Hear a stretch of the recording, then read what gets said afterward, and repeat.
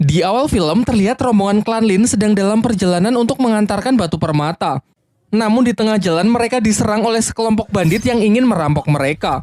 Sebuah serangan nyaris membunuh Ling Hao. Beruntung sepupunya Ling Dong berhasil menyelamatkannya. Tidak berhenti sampai di sana, ratusan anak panah ditembakkan untuk menggempur rombongan klan Lin. Nampaknya mereka ini bukan bandit biasa karena terlihat mereka sangat mahir menggunakan senjata yang dilapisi energi spiritual. Sampai akhirnya Lindong menyuruh Lin Hong dan rekan-rekan lainnya untuk segera pergi, sementara dirinya akan tetap tinggal untuk bertarung demi mengalihkan perhatian para bandit tersebut. Sebelum bala bantuan dari musuh datang, ia pun segera melepaskan ledakan energi dari teknik gerbang ajaibnya agar bisa segera mengakhiri pertempuran. Setelah kembali, Lindong menceritakan apa yang baru saja ia alami kepada ayah dan kakeknya. Sang kakek mengatakan bahwa tidak heran banyak orang jahat yang mengincar klan Lin demi mendapatkan batu permata yang sangat berharga mereka. Terlebih lagi karena klan Lin baru beberapa bulan pindah ke kota Yan sehingga masih sulit membedakan antara kawan dan lawan. Pembicaraan pun ditutup dengan kakek Lindong yang berpesan agar tidak mencolok saat mengantarkan barang. Beberapa waktu setelahnya diperlihatkan Lindong yang bermeditasi melatih kekuatan spiritualnya. Namun Martha si rubah putih yang selalu menjadi mentornya masih tertidur sehingga ia ragu apakah latihan sendiri seperti ini akan efektif. Tak lama setelah itu, Ching Tan datang menghampirinya untuk menyampaikan pesan dari kakek Yanda yang ingin menemuinya di perguruan bela diri. Namun sebelum pergi, tangan Lindong merasakan tangan adiknya tersebut sangat dingin. Meskipun langsung Ching Tan tepis dengan mengatakan bahwa dirinya sedang baik-baik saja. Singkat cerita, Lindong pun pergi dengan mengajak si Oyen sampai ke depan pintu gerbang perguruan yang dibaliknya nampak sebuah tepi jurang dengan banyak pulau-pulau yang mengambang di sekitarnya. Dengan menaiki salah satu pulau kecil, datanglah utusan dari kakek Yanda untuk menjemputnya menuju tempat perguruan dari kakek Yanda. Dalam perjalanan, Lindong juga sempat melihat pemandangan para murid lain yang tengah berlatih kekuatan spiritual. Singkatnya, ketika ia sudah sampai di kediaman kakek Yanda, tiba-tiba sebuah serangan datang yang ternyata berasal dari Yue, salah satu murid senior dari kakek Yanda. Di sini ia nampak bersikap dingin kepada Lindong dan bermaksud menantangnya bertarung untuk menguji kemampuan Lindong.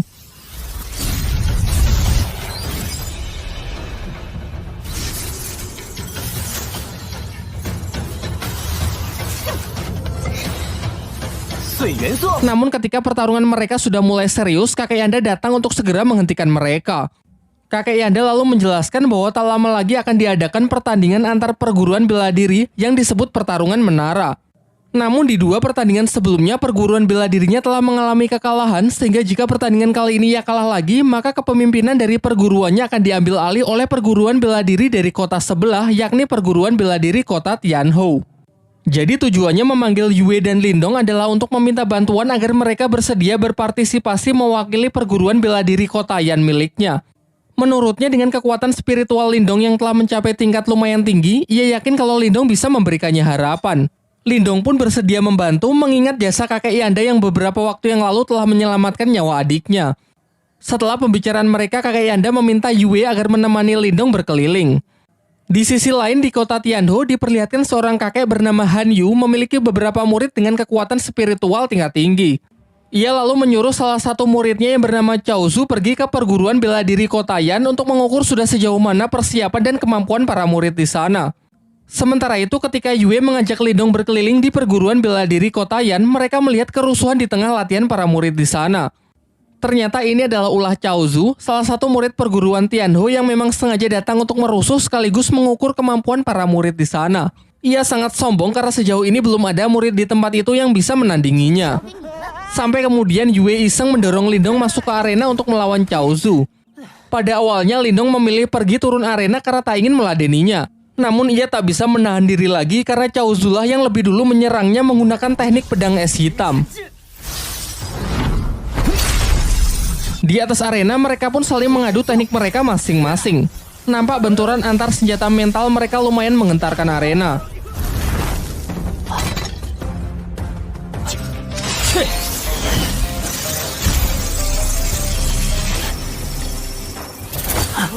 Cao Zu ternyata tak hanya membual. Dengan teknik pedang es hitamnya ia cukup sukses menekan jarum dewa milik Lindong.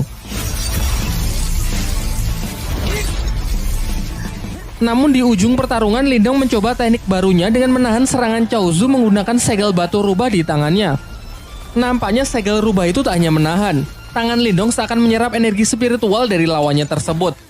Ketika lawannya ingin melarikan diri, Lindong sejenak menghentikannya dan mengambil senjata dari lawannya tersebut.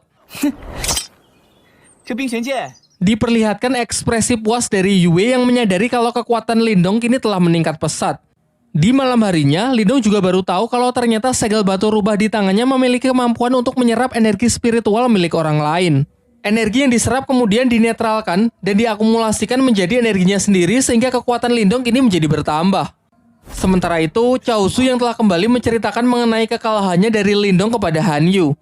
Mendengar hal itu, Han Yu pun menjadi sangat kesal karena ia tak menyangka kalau perguruan bela diri rivalnya memiliki petarung yang sebegitu kuat. Di tengah kekesalannya, muncul aura yang sangat mengerikan dari balik tirai yang ternyata berasal dari Zutong, murid senior sekaligus yang terkuat dari Han Yun.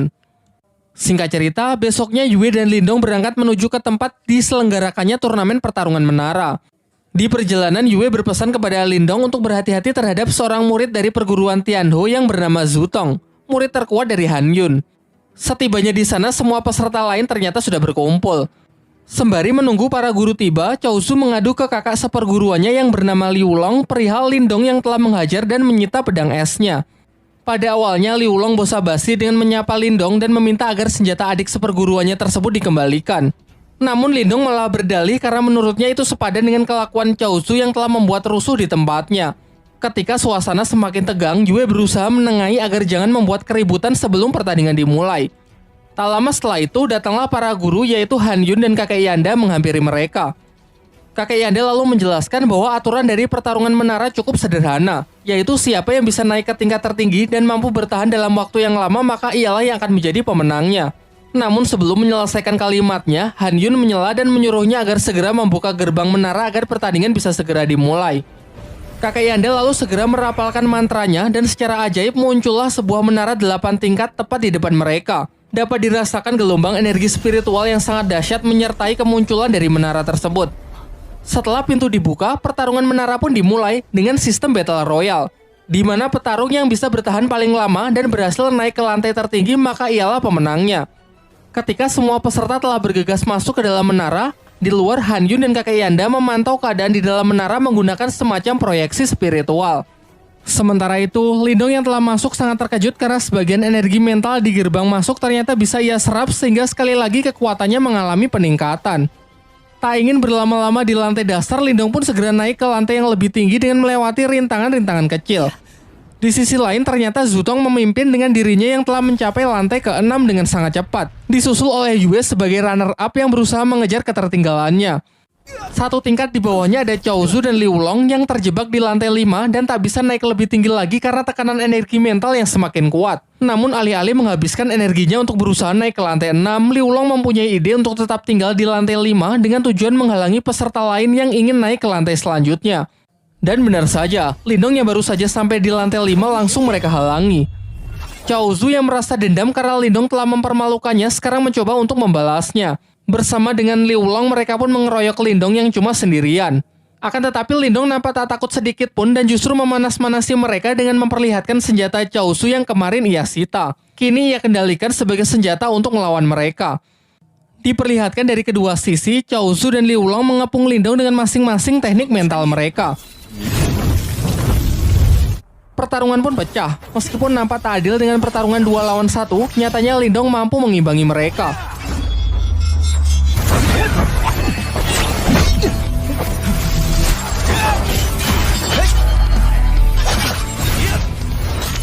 Bahkan ia cukup cakap untuk mematahkan teknik roda ganda milik Chaozu. Sementara Liu Long yang terus menggempurnya dengan pedang mentalnya juga sangat kewalahan karena Lindong dapat bertahan sekaligus menyerang dalam waktu yang bersamaan. Sampai akhirnya kedua saudara seperguruan ini melakukan teknik fusion dengan menggabungkan kekuatannya untuk menyerang Lindong.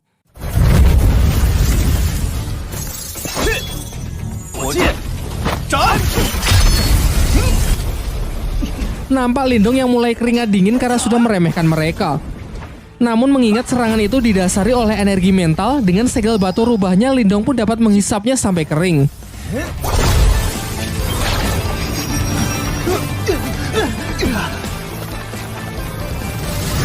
Dan ketika mereka sudah kalah, Lindong tidak lantas membunuh mereka, melainkan malah menguras dompet mereka kemudian langsung bergegas naik ke lantai 6 demi mengejar ketertinggalannya. Sementara itu di lantai 6 terlihat Yue yang berusaha keras untuk naik ke lantai 7, namun ia selalu gagal karena tekanan energi mental di sana sangat kuat yang jauh melebihi apa yang bisa ia bayangkan. Berbeda dengan rivalnya, Zutong nampak santai berpisah dengan Yue karena tinggal selangkah lagi ia sudah bisa naik ke lantai 7. Hal ini membuktikan kalau tingkat kekuatannya memanglah luar biasa kuat. Yue yang merasa kecewa dengan dirinya sendiri akhirnya melepas pegangannya karena telah kehabisan tenaga. Beruntung Lindong datang tepat waktu dan masih sempat menangkapnya. Setelah mengucapkan janji bahwa ia pasti akan menang, Lindong pun segera melompat untuk menyusul Zutong naik ke lantai selanjutnya.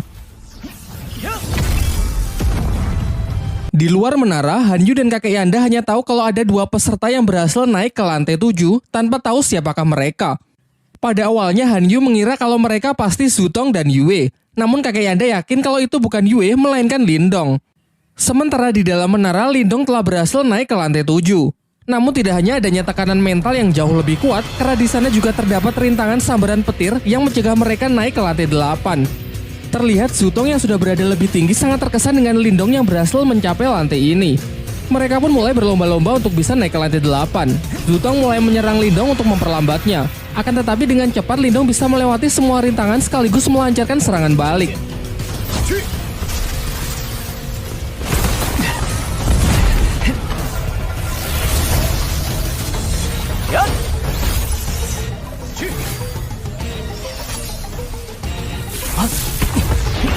Sampai akhirnya mereka berhasil mencapai tempat tertinggi di lantai 7 dan tepat di atas mereka sudah terlihat pintu masuk menuju lantai 8. Akan tetapi tiba-tiba sebuah bola api raksasa jatuh yang siap melumat mereka.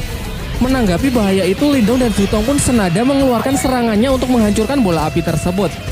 Bahkan saking kuatnya, gelombang energinya masih bisa dirasakan di beberapa lantai di bawahnya.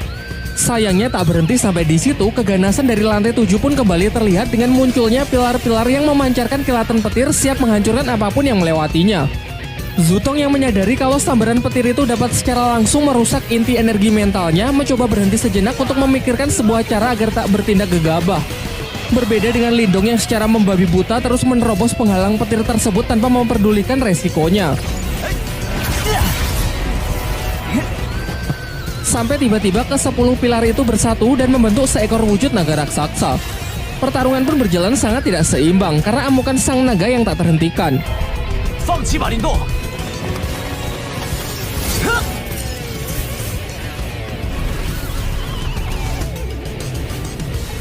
Di saat naga itu melilit Lindong, Lindong baru menyadari bahwa ular ini hanyalah bongkahan energi mental, di mana ini artinya ada kemungkinan kalau ia bisa menyerapnya.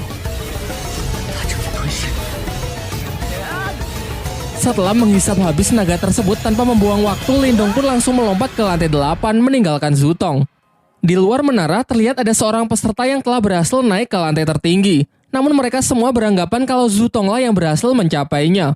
Sementara itu di dalam lantai 8 terlihat ekspresi puas Lindong karena telah mencapai lantai tertinggi dan bisa memenangkan pertandingan kali ini. Di sana ia menemukan ada semacam prasasti kuno mengenai penyempurnaan teknik energi mental, sayangnya gagal ia pelajari karena tenaga Lindong yang telah terkuras habis. Namun ia tak lantas menyerah begitu saja. Di sekitarnya ia merasakan ada banyak energi spiritual yang bertebaran, ia pun bergegas menyerapnya untuk mengisi ulang tenaga sekaligus agar kekuatannya bisa naik ke tingkat 3. Di waktu yang bersamaan, para peserta yang telah gagal satu persatu keluar dari menara. Namun semua dibuat sangat terkejut saat melihat Zutong juga keluar dari menara itu dan mengakui kekalahannya dari Lindong. Kini semuanya pun sudah jelas bahwa Lindonglah yang menjadi pemenangnya. Karena tak ingin lebih dipermalukan lagi, Han Yun pun segera menarik kembali semua pihaknya untuk meninggalkan tempat ini. Singkat cerita, malam pun telah tiba. Terhitung sudah 24 jam semenjak Lindong masuk ke dalam menara. Terlihat Yue mulai cemas takut kalau sesuatu yang buruk menimpa Lindong. Sementara itu, di dalam menara lantai teratas, Lindong benar-benar berusaha keras hingga akhirnya ia berhasil mencapai kekuatan mental tingkat ketiganya. Bahkan sampai-sampai luapan energinya bocor keluar menara yang mengejutkan Yue dan kakek Yanda.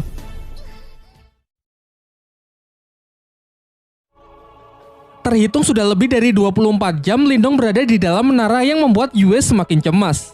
Sementara di lantai tertinggi, Lindong berusaha keras meningkatkan kekuatannya hingga berhasil mencapai tingkat ketiga. Bahkan pancaran energi nampak keluar dari menara tersebut. Setelah dirasa cukup, ia pun mencoba kekuatan barunya yang dalam sekejap bisa menghancurkan prasasti kuno di hadapannya. Akan tetapi saat akan mencoba turun, ketiga segel spiritualnya keluar dan terhisap ke atas tempat tersebut. Lindong pun segera bergegas mengejarnya. Di luar menara, Yue semakin cemas karena keberadaan Lindong tiba-tiba menghilang dari menara. Bahkan kakek Yanda sendiri mengaku bahwa ia juga tak tahu persis kemana Lindong pergi. Namun berdasarkan legenda, master spiritual Kotayan yang dahulu menciptakan menara ini sengaja membuat ruangan rahasia yang hanya dapat diakses oleh orang terpilih saja. Jadi kemungkinan Lindonglah orang yang dimaksud. Sementara itu, Lindong telah tiba di sebuah dimensi dan masih mengikuti ketiga segel kehidupannya yang membawanya ke sebuah prasasti kuno. Ketika ia semakin kebingungan, tiba-tiba ia mendengar suara dari tangannya yang ternyata itu adalah Martha si rubah putih dengan tampilan yang sedikit berbeda dari sebelumnya setelah menghisap kekuatan mutiara dulu di kolam surgawi. Martha menjelaskan bahwa benda di hadapannya disebut segel spiritual leluhur, yaitu salah satu segel spiritual langit dan bumi yang dikatakan milik para dewa. Diceritakan jika seseorang memiliki segel ini, maka ia akan menjadi petarung terkuat di dunia. Setelah menyampaikan penjelasannya, ia menyuruh Lindong untuk mengambil kembali 3 segel spiritualnya.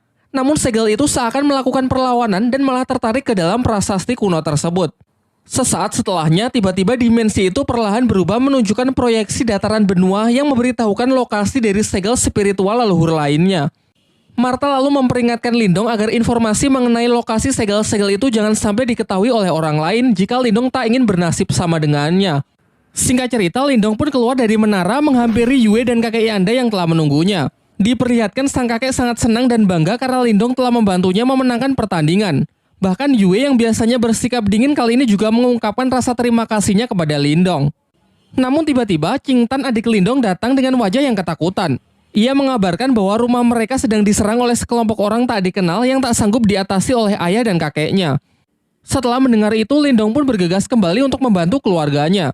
Dan benar saja, terlihat sekelompok bandit yang kemarin malam sempat merampok rombongan klan Lin datang ke rumah Lindong dengan diketuai oleh seorang pria berambut putih yang bernama Guiyan.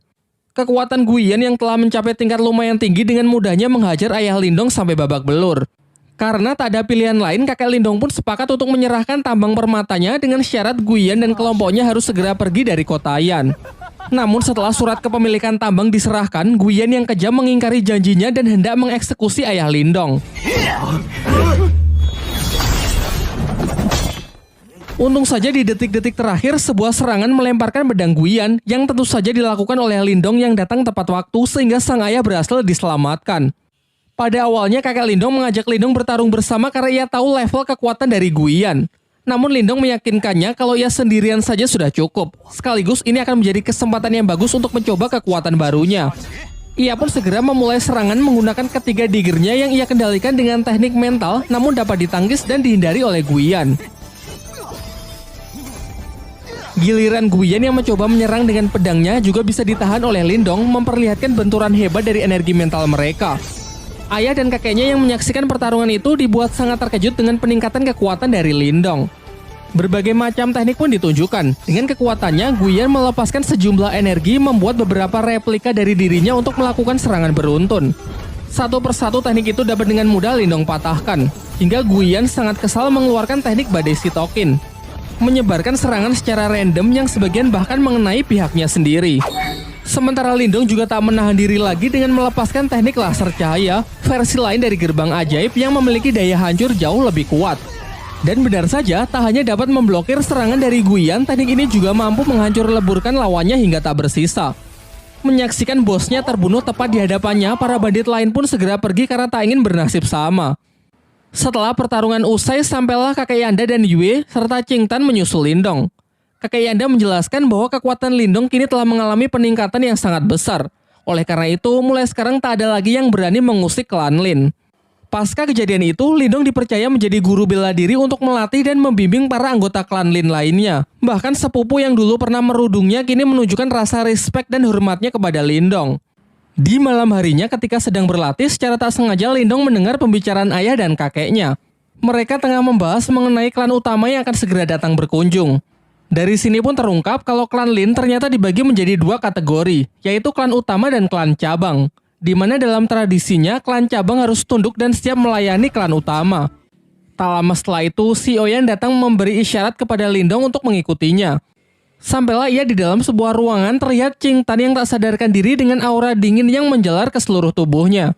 Di tengah kepanikannya, Martha keluar dan menjelaskan bahwa di dalam diri Ching Tan terserap roh iblis yang menolak energi dari Ching Tan sehingga terjadilah benturan sampai energinya keluar tak terkendali. Jika hal ini tidak segera diatasi, kemungkinan terburuk Ching Tan akan mati.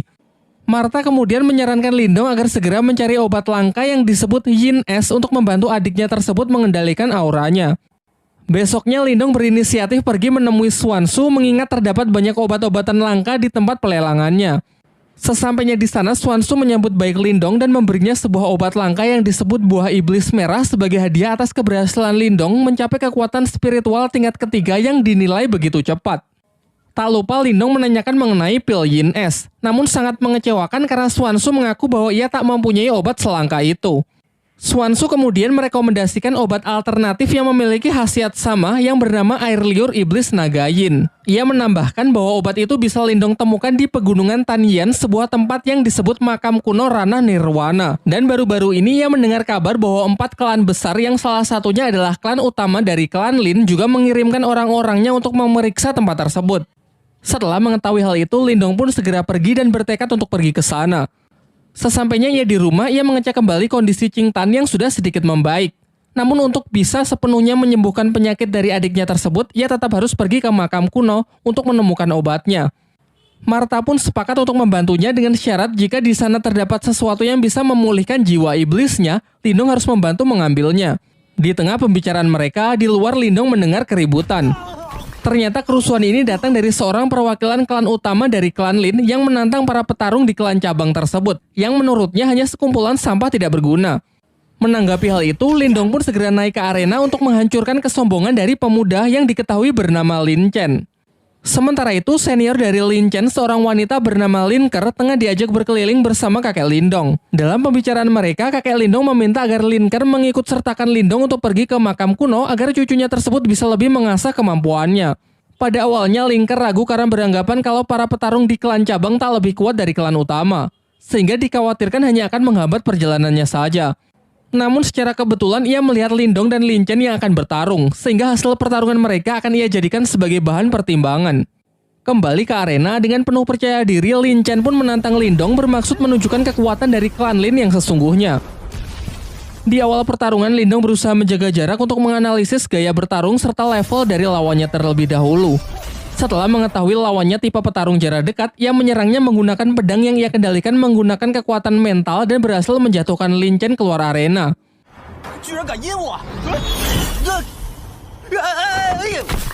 Namun Lin Chen yang masih belum terima memusatkan kekuatannya di kedua tangan lalu melompat dengan serangan cakarnya. Sementara Lindong berusaha bertahan dengan teknik gerbang ajaibnya. Terlihat Lin Chen cukup sukses menghancurkan pertahanan dari Lindong. Sayangnya ini hanya jebakan karena pecahan dari energi mental Lindong menyerang Lin Chen. Pertarungan berakhir dengan teknik Borkeong membuat Lin Chen terpaksa untuk menyerah. Di sisi lain, Lin Ker yang cukup terkesan dengan bakat luar biasa dari klan cabang akhirnya sepakat untuk mengajak Lindong ikut serta dalam ekspedisinya ke makam kuno. Singkat cerita, keesokan harinya Lindong pun berangkat dengan mengajak Si Oyen ikut serta dalam rombongan klan utama ke makam kuno. Di tengah perjalanan ia melihat banyak mayat-mayat yang berserakan ulah dari para bandit. Lin Ker juga menjelaskan kalau sekarang mereka telah memasuki pegunungan Tianyan, sehingga ia menyuruh semuanya agar tetap waspada karena mulai dari sini perjalanan pasti akan menjadi semakin berbahaya. Di malam harinya mereka memutuskan untuk berkemah di tengah hutan. Diperlihatkan Lindong yang masih terjaga karena ingin terus waspada, berbeda dengan Lin Chen yang sudah tertidur pulas. Lin Ker lalu menghampiri Lindong dan menjelaskan bahwa di luar makam kuno terdapat sebuah segel yang sangat kuat yang hanya bisa dibuka dengan menggabungkan setidaknya 4 kekuatan spiritual tingkat ketiga. Ia menambahkan bahwa kita saja masih belum cukup, sehingga dibutuhkan seseorang dari klannya yang akan segera menyusul yang bernama Lin Langtian. Seketika ekspresi Lindong pun langsung berubah karena Lin Langtian adalah orang yang dulu pernah mengalahkan ayahnya. Di tengah obrolannya mereka merasakan kalau ada orang yang sedang mengawasi mereka. Dan benar saja, di balik pepohonan yang gelap muncul sekelompok bandit yang mereka bicarakan di perjalanan tadi siang. Bandit-bandit itu telah mengepung mereka yang diketahui oleh seorang pria bernama Song Dao. Tanpa membuang waktu, Lin Ker pun segera bertindak dengan santainya menghabisi satu persatu dari bandit tersebut. Sementara Lindong dengan berani menantang si ketua bandit untuk bertarung 1 lawan 1.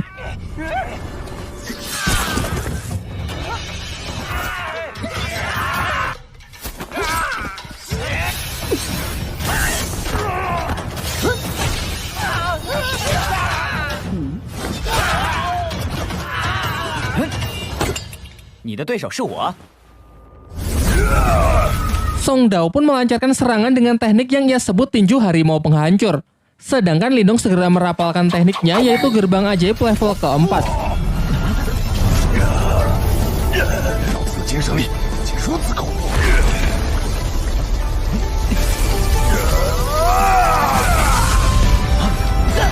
Pertarungan singkat itu akhirnya dapat Lindong menangkan. Lin Chen yang baru bangun sangat panik saat tahu kalau mereka baru saja diserang. Mendengar ceritanya dari Lin Ker, ia tak percaya kalau Lindong lah yang telah mengalahkan ketua dari para bandit itu sendirian, mengingat statusnya yang hanya dari klan cabang. Namun Lin Ker mengatakan bahwa kekuatan seseorang tidak bisa dinilai dari tingkatan klannya saja. Di pertarungan sebelumnya, Lindong sudah menunjukkan belas kasihannya karena kalau tidak Lin Chen pasti sudah almarhum. Keesokan harinya mereka telah sampai di depan makam kuno. Namun mereka tak bisa langsung masuk karena di luar masih ada segel yang sangat kuat. Lin Ker lalu mengajak mereka ke kamp perkumpulan para perwakilan dari berbagai klan besar yang berpartisipasi dan ikut bersaing dalam rangka mencari harta karun di makam kuno. Seperti yang sudah dijelaskan sebelumnya, diperlukan 4 kekuatan spiritual tingkat tinggi untuk bisa membuka segel di jalur masuk makam kuno. Untuk itulah dibutuhkan pemimpin dari setiap perwakilan klan yang salah satunya adalah Lin Langtian. Dan setelah menunggu cukup lama, akhirnya tibalah Lin Langtian dengan menunggangi burung phoenix-nya. Tak lama setelah itu nampak kilatan petir yang ternyata adalah perwakilan dari klan Wang yang bernama Wang Yan. Dilanjutkan dengan hadirnya perwakilan dari klan Qin yang bernama Qin Shi. Terakhir datang seorang gadis bunga teratai bernama Hing Su yang menjadi satu-satunya perwakilan yang datang sendirian. Lindong yang merasakan aura hebat dari keempat orang di hadapannya benar-benar terkesan dan merasa kalau dirinya masih belum ada apa-apanya. Setelah semuanya berkumpul, mereka berempat pun secara bergantian menyerang segel penghalang makam kuno tersebut dan berhasil menghancurkannya. Sesaat setelah jalan menuju makam kuno terbuka, tanpa membuang-buang waktu, mereka pun segera bergegas masuk untuk berlomba-lomba menemukan harta karun di sana. Sesampainya di dalam, di sana terdapat banyak jalur yang bisa dilalui. Lindong pun memilih jalur yang berbeda dari rombongan Lin Ker karena mengikuti saran dan arahan dari Martha. Setelah cukup lama berlari, ia sampai di sebuah pintu yang dilindungi oleh energi mental. Pada awalnya Lindong ingin menghancurkannya secara fisik, hingga Martha menyarankannya untuk membukanya cukup dengan mengalirinya menggunakan energi mental.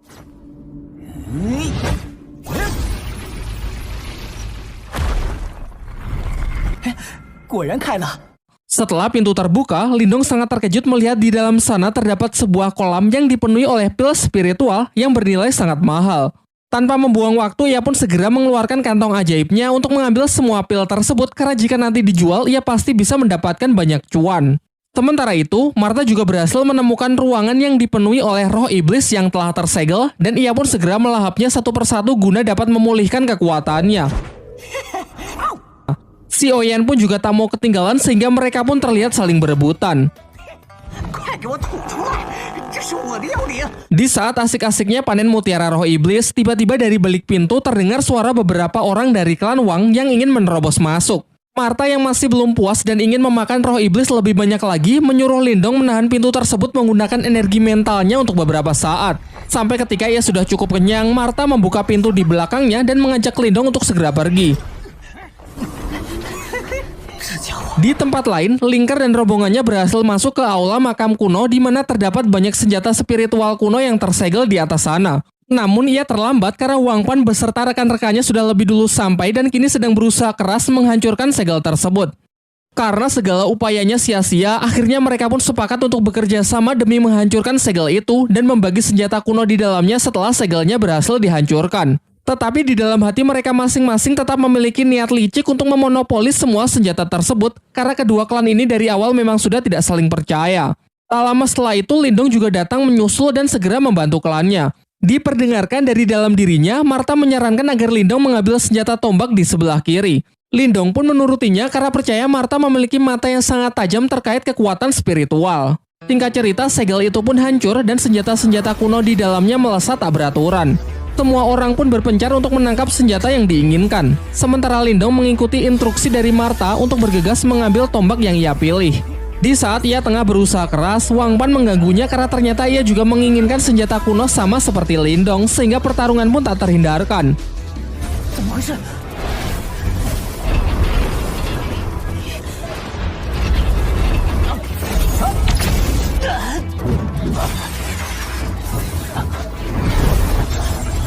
那你就去死吧！是什么？真是残忍。 Akan tetapi Lindong lebih diuntungkan karena Martha yang berada di pihaknya turut membantu mengatasi serangan putaran roda emas yang dilancarkan oleh Wang Pan. Sampai akhirnya Lindong pun berhasil menangkap senjata kuno tersebut dan langsung meneteskan darahnya ke batang tombak agar tombak itu bisa mendapatkan tuannya. Sementara Wang Pan yang sangat kesal segera menyerang Lindong dengan kekuatan penuhnya. Namun dapat Lindong tangkis dengan senjata barunya yang memiliki nama tombak pencakar langit.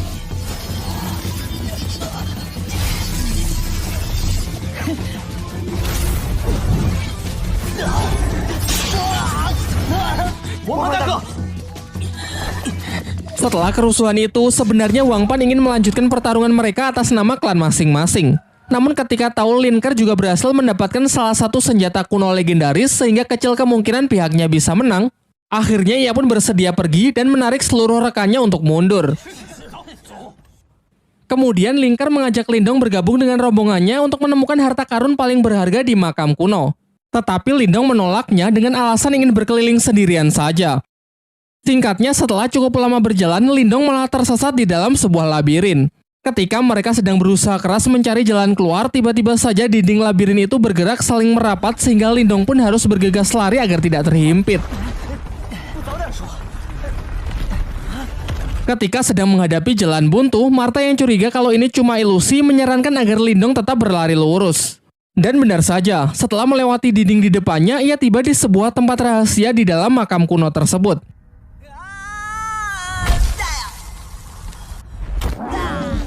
Di sana mereka melihat sebuah patung spiritual namun dalam kondisi yang tidak aktif dan tubuh yang terpecah-pecah. Diceritakan kalau patung spiritual termasuk ke dalam senjata kuno yang dapat dikendalikan oleh orang yang memiliki energi spiritual tingkat tinggi. Karena dinilai tidak berbahaya, Lindong pun mengabaikan patung tersebut dan lebih fokus pada benda bercahaya di depannya. Ternyata benda bercahaya itu adalah obat yang Lindong cari selama ini, yakni air liur naga iblis. Akan tetapi harus ekstra hati-hati saat mengambilnya, karena benda itu berada di tengah kolam air es yang dapat membekukan apa saja dalam sekejap. Untuk itulah Martha menyuruh Lindong untuk mengambilnya dengan teknik kekuatan mentalnya saja. Tetapi saat sedang mencoba berkonsentrasi, secara mengejutkan patung spiritual tadi aktif dan langsung menyerang Lindong. Berbagai macam serangan pun Lindong lepaskan, termasuk menggunakan tombak pencakar langit, namun tak ada satupun yang bisa menembus kulit baja dari patung tersebut.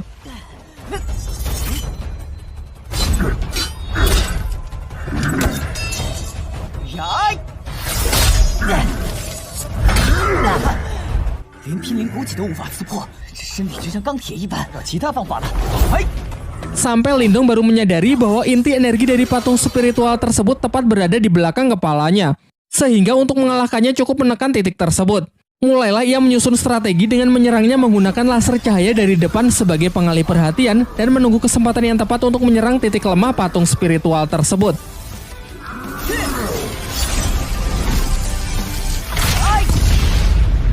Setelah berhasil melumpuhkan si patung spiritual, Lindong kembali berkonsentrasi dan berhasil mendapatkan air liur iblis naga yang bisa ia gunakan untuk mengobati Ching Tan.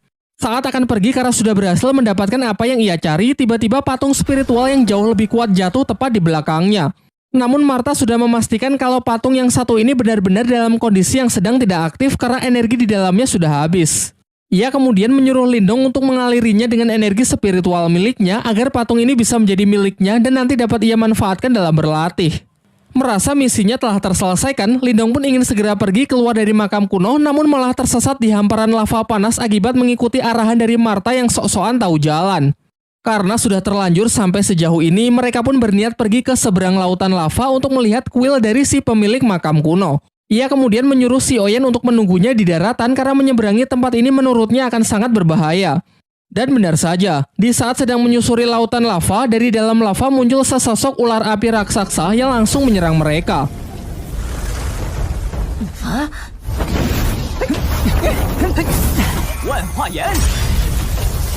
Awalnya Lindong sangat kesulitan mengatasinya karena setiap serangan yang ia lancarkan justru ditelan oleh ular tersebut. Untung saja setelah mengikuti bimbingan dari Martha, yaitu dengan mengaliri tombak pencakar langit menggunakan energi murni Lindong, membuat senjata kuno tersebut menjadi jauh lebih efektif untuk menghancurkan ular api di hadapannya.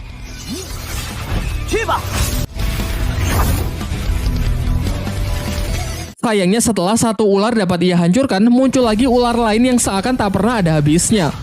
Terhitung sudah 9 kali ia mengalahkan si ular api yang membuat tenaganya kini semakin terkuras.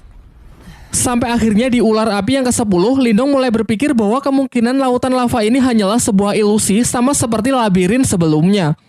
Ia pun kemudian memberanikan diri untuk terjun ke dalam lava meskipun sangat beresiko karena jika dugaannya salah dan lava ini benar-benar nyata, maka tubuhnya akan langsung hancur tak bersisa. Pertaruhan nyawa itu pun akhirnya dimenangkan oleh Lindong karena lautan lava ini ternyata benar-benar hanya ilusi untuk merahasiakan keberadaan kuil si pemilik makam kuno di bawah sana. Ketika ia menengok ke atas, terlihat Ling Langtian beserta 2 ketua klan lainnya masih terjebak di dalam ilusi lautan lava dan berhadapan dengan ular api raksasa. Singkat cerita, Lindong bersama Martha masuk ke dalam kuil tersebut dan menemukan benda paling berharga di makam kuno, yaitu jantung Nirwana. Ketika sedang mengagumi aura hebat yang terpancar dari dalam benda tersebut, Qingsu datang dan mengungkapkan kalau ia sangat terkesan dengan kemampuan Lindong yang bisa menemukan tempat ini lebih cepat dari yang lain. Di sini Lindong sadar akan kemampuannya yang tak akan punya kesempatan untuk bisa menang melawan si gadis teratai tersebut, sehingga ia lebih memilih mengalah membiarkan Qingsu mengambil jantung Nirwananya. Lagi pula sedari awal Lindong memang hanya mengincar air liur iblis naga saja untuk mengobati adiknya. Diperlihatkan dengan kekuatan energi spiritualnya, Qingsu berusaha menghancurkan pelindung dari jantung Nirwana sehingga terjadilah benturan hebat yang sanggup menggetarkan tempat tersebut. Sesaat setelah berhasil melabur jantung Nirwana, Qingsu segera menyerapnya untuk memulai proses penyatuan ke dalam dirinya.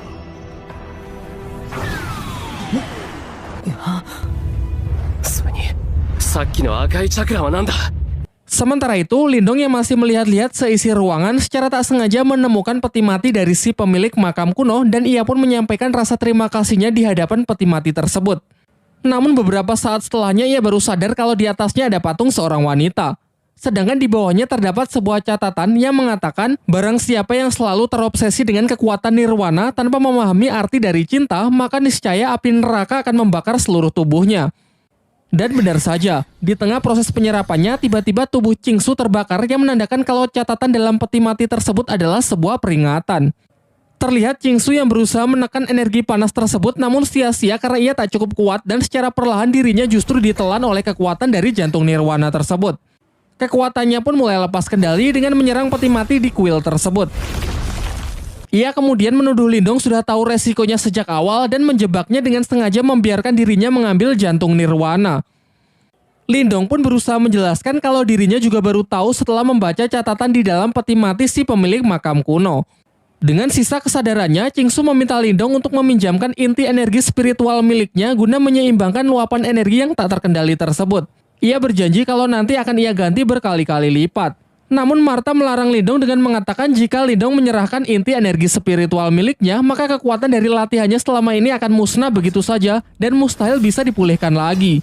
Takut akan hal itu, Lindong pun segera bergegas keluar kuil, namun Qingsu mencegahnya dan berniat mengambil inti energi Lindong secara paksa. Di tengah keributan mereka, tiba-tiba muncul sesosok pria misterius yang ternyata adalah sisa jiwa dari si pemilik makam kuno yang bangkit kembali setelah peti matinya dihancurkan. Pada awalnya si pemilik makam kuno mengira kalau Qingsu dan Lindong adalah pasangan kekasih. Namun mereka langsung menepisnya dengan mengatakan kalau mereka baru saja bertemu. Ternyata jawaban itu membuat si pemilik makam murka dan menekan Qingsu yang nampak ingin membunuh serta mengambil kembali jantung nirwananya. Dari sini diketahui kalau kekuatan jantung nirwana hanya bisa diserap oleh pasangan kekasih saja. Tanpa ikatan tersebut, siapa saja yang mencoba memilikinya pantas mati. Martha yang menyadari kalau orang di hadapannya sangat kuat segera menyuruh Lindong mengambil kesempatan ini untuk melarikan diri. Akan tetapi Lindong yang tak sampai hati meninggalkan Qingsu yang hendak dibunuh memutuskan untuk kembali dan memohon kepada si pemilik makam kuno agar nyawa gadis teratai tersebut diampuni. Melihat keberanian Lindong, amarah dari si pemilik makam pun mulai mencair dan beralih mengagumi Lindong yang rela berkorban demi gadis yang padahal baru saja ia kenal. Ternyata hal ini mengingatkan kepada dirinya di masa lalu yang melakukan hal yang sama kepada wanita yang belum lama ia temui.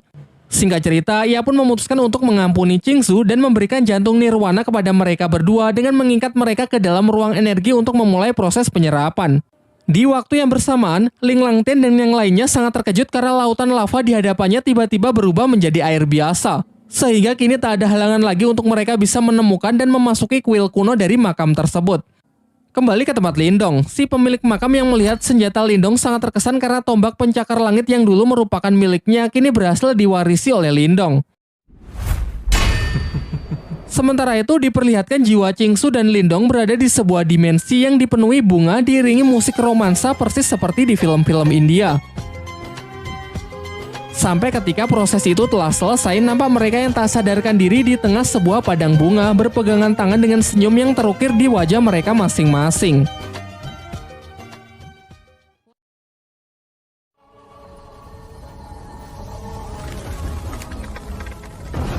Setelah proses selesai, Lindong segera keluar dari kepulan asap dan berlari meninggalkan kuil. Dari arah belakang, Qingsu yang sangat marah menyerangnya dan mengatakan kalau Lindong harus mati karena telah berani menodainya. Meskipun Lindong sudah berusaha menjelaskan kalau tadi ia hanya ingin menolong saja.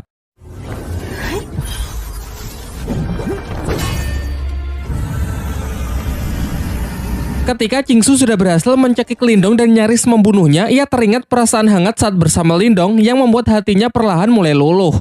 Di tengah keributan tersebut, Ling Langtian beserta dua ketua tim lainnya sudah sampai dan langsung menerobos ke dalam kuil untuk mengambil jantung Nirwana. Dan tentu saja benda tersebut sudah tidak ada. Tetapi mereka nampak tak keberatan jika memang Qingsu yang lebih awal sampai dan mengambil jantung Nirwana tersebut terlebih dahulu. Setelah percakapan singkat itu, Qingsu menarik tangan Lindong dan berbisik tentang urusan dengan Lindong yang belum selesai.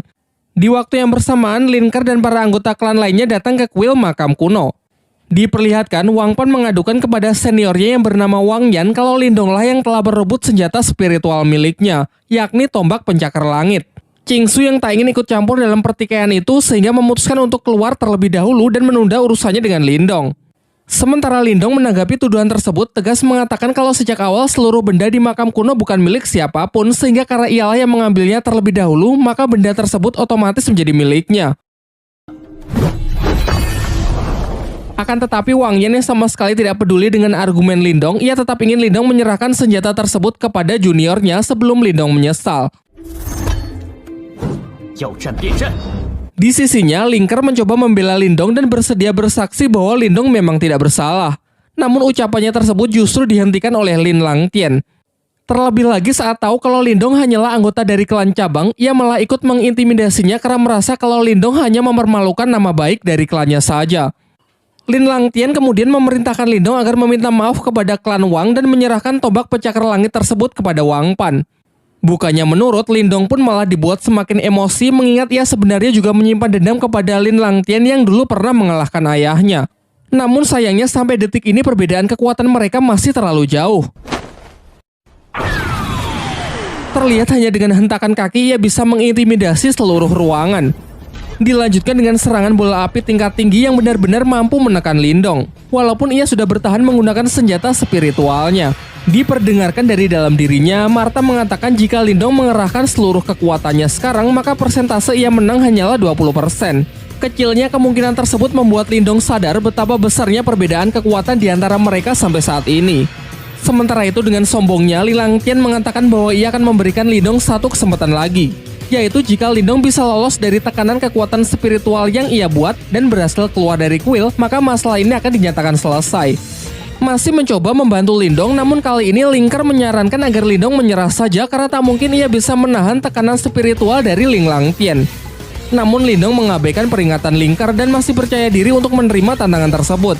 Mulailah ia merapatkan energinya dan perlahan berjalan keluar aula. Lin Langtian pun juga tak mau kalah dengan memperkuat tekanan yang ia berikan.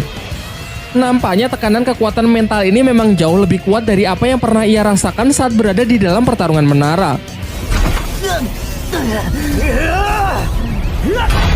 Tetapi meskipun tubuhnya kini sudah dipenuhi dengan luka, sedikit pun Lindong tetap tidak berhenti bergerak. Melihat usaha bocah di depannya yang sangat keras, Ling Langtian tak lantas menunjukkan belas kasihannya. Ia justru kembali meningkatkan cengkraman tekanan energi mentalnya yang terlihat seperti tangan Susanoo.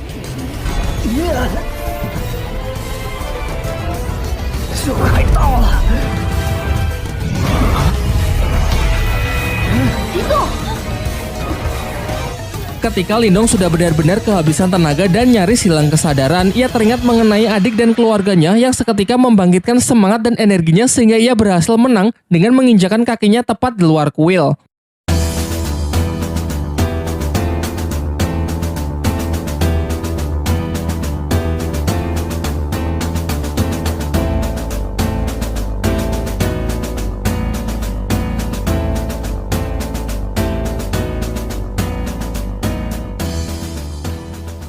Sebelum pergi, ia mengatakan bahwa kejadian hari ini pasti nanti akan ia balas 100 kali lipat. Sementara di dalam kuil, semuanya dibuat sangat terkejut melihat Lindong yang mampu lolos dari cengkeraman kekuatan mental tingkat tinggi dari Ling Langtian. Singkat cerita, setelah keluar dari makam kuno, Lindong bermeditasi dalam waktu yang cukup lama untuk memulihkan dirinya. Diperlihatkan, emosi Lindong yang meluap-luap ingin segera membalas perbuatan dari Ling Langtian dalam waktu 2 tahun dari sekarang. Namun dengan berat hati, Martha mengatakan kalau 2 tahun saja tak akan cukup karena perbedaan kekuatan mereka yang benar-benar terlampau jauh. Lagi pula 2 tahun lagi pasti kekuatan dari Ling Langtian juga akan meningkat. Seketika dalam keputusasaannya, Lindong teringat dengan lokasi segel kuno saat ia berada di puncak pertarungan menara. Diceritakan jika ia berhasil mendapatkannya, ia akan punya kesempatan untuk menandingi kekuatan dari Ling Langtian. Martha lalu menceritakan bahwa di masa lalu terdapat seorang pria yang menguasai 8 segel kuno dan memperoleh kekuatan yang sangat luar biasa kuat. Kekuatannya tersebut ia gunakan untuk menghentikan chaos pada masanya. Namun setelah kejadian itu, secara misterius pria tersebut menghilang dan ke-8 segel terpencar ke seluruh penjuru benua. Di saat mereka tengah mengobrol, tiba-tiba terlihat sebuah meteor jatuh tepat ke arah mereka.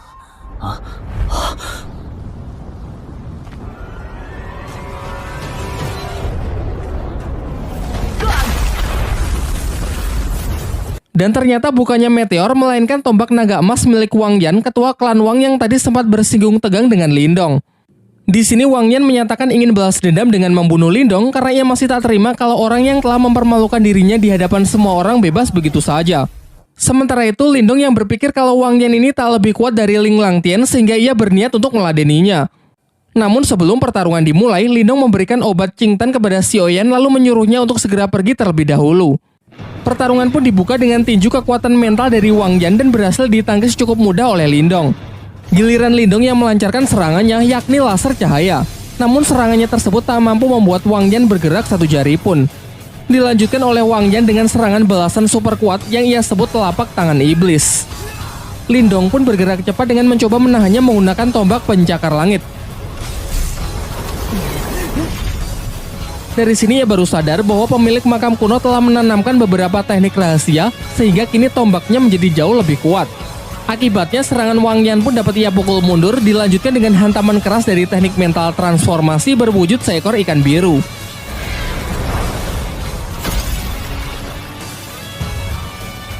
Melihat kekuatan Lindong yang berada di luar perkiraannya, memaksa Wang Yan bertarung lebih serius dengan mengandalkan senjata tombak naga emasnya. Dan benar saja, dalam sekejap Wang Yan juga mampu melepaskan teknik transformasi kekuatan mentalnya yang berwujud naga emas raksasa. Di sisi Lindong, Martha pun memberikan peringatan keras kalau itu bukanlah serangan yang bisa Lindong tahan dengan hanya teknik biasa. Lantas ia menyarankan agar Lindong mengalirkan seluruh energi spiritualnya ke tombak pencakar langit.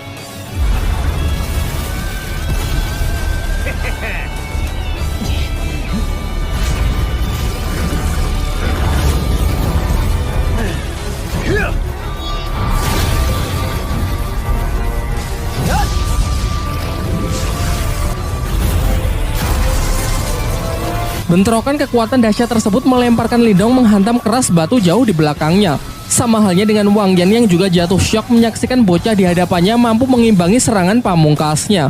Ia makin kesal dong, dilancarkanlah serangan jarak dekat untuk segera menghabisi Lindong.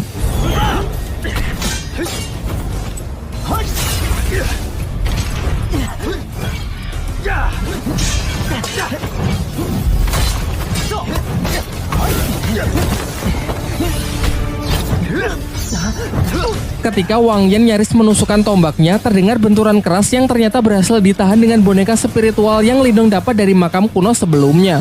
Dengan mengikuti arahan dari Martha, Lindong pun segera mengaliri boneka tersebut dengan energinya agar bisa ia kendalikan untuk menghadapi Wang Yan.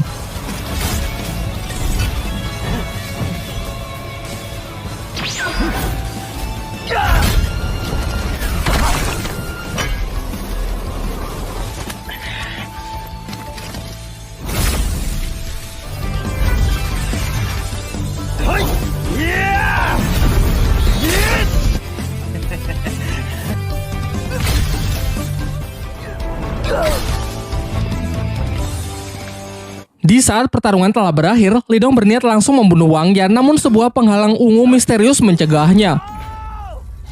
Ternyata penghalang tersebut milik seorang pria parubaya yang bernama Shen Long yang merupakan guru sekaligus pengawal dari Wang Yan. Shenlong pun menjalankan perintah dari Wang Yan untuk segera merapalkan sebuah teknik super kuat yang bahkan tak sanggup ditahan oleh boneka spiritualnya. Inilah definisi kukira Baiwan ternyata bawa kawan, membuat Lindong terpaksa mundur karena tenaganya telah banyak terkuras dalam duelnya melawan Wang Yan.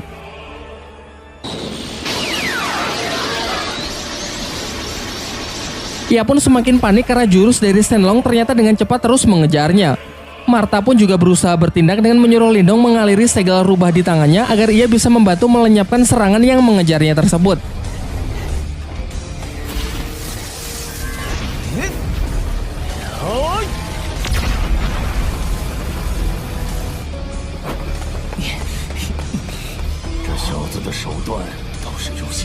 Akan tetapi Shenlong tak lantas membiarkannya pergi begitu saja. Ia pun melancarkan serangan kedua yang jauh lebih kuat dan jauh lebih mematikan.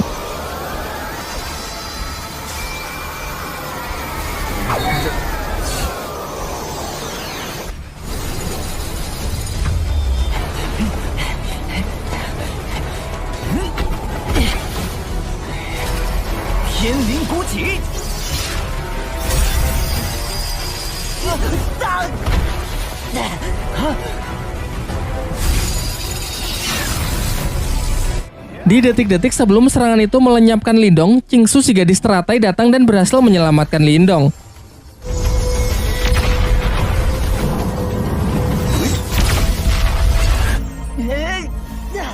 Wang Yan yang tahu kalau itu adalah Qingsu memerintahkan agar Shenlong berhenti mengejarnya, karena menurutnya meskipun kita bersatu, kecil kemungkinan pihaknya bisa menang.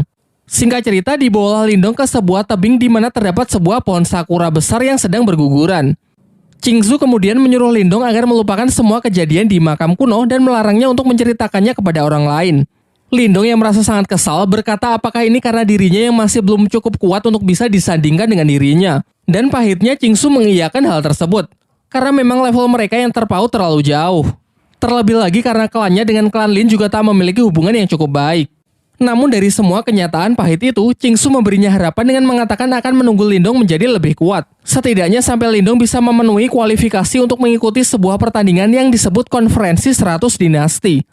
Mendengar hal itu membuat Lindong merasa cukup lega, lalu berjanji bahwa ia tak hanya akan memenuhi kualifikasi, melainkan memenangkan pertandingan tersebut.